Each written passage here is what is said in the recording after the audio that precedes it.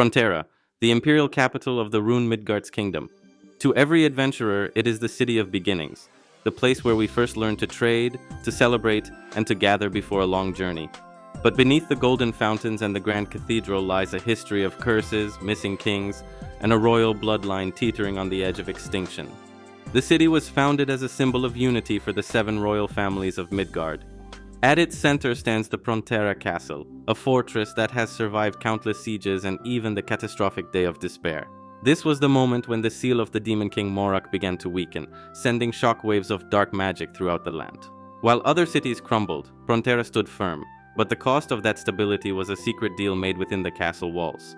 For generations, the Gaebolg family has ruled Rune-Midgards, but they carry a heavy burden known as the Jormungandr curse. Legend says that the family was cursed by the giant serpent itself, ensuring that no more than one male heir would ever survive to claim the throne.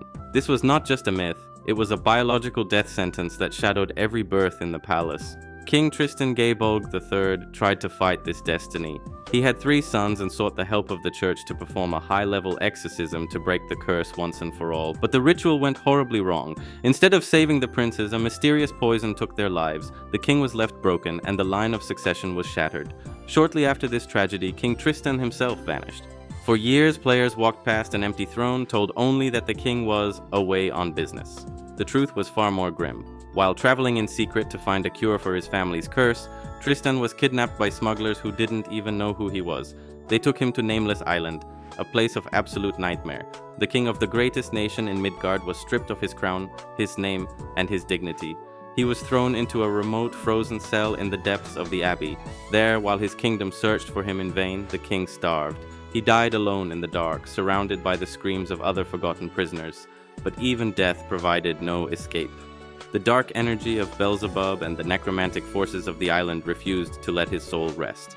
His body was reanimated, twisted into a mockery of royalty. He became the fallen bishop's ultimate trophy, an undead king, a shadow of his former glory, forced to wander the abbey as a mindless monster.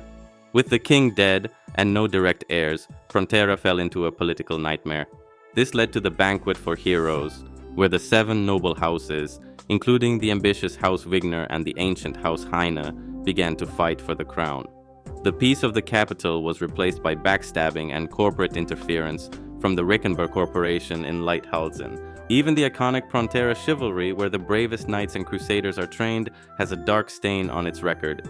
Many of the knights who once guarded the king were sent on a holy mission to Glastheim, only to be corrupted by the darkness there.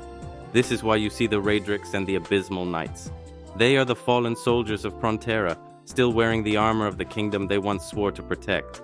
Even the Prontera Culverts, where new recruits go to test their steel, has a dark origin. It wasn't just a sewer, it became a breeding ground for monsters after the legendary scholar Varmund was trapped there during a magical accident, leading to an infestation that the city still struggles to contain today. So, the next time you're sitting by the fountain in the center of town, listen closely. The music of Prontera might sound peaceful, but it echoes the story of a kingdom that is constantly fighting to keep its soul from being consumed by the darkness underneath.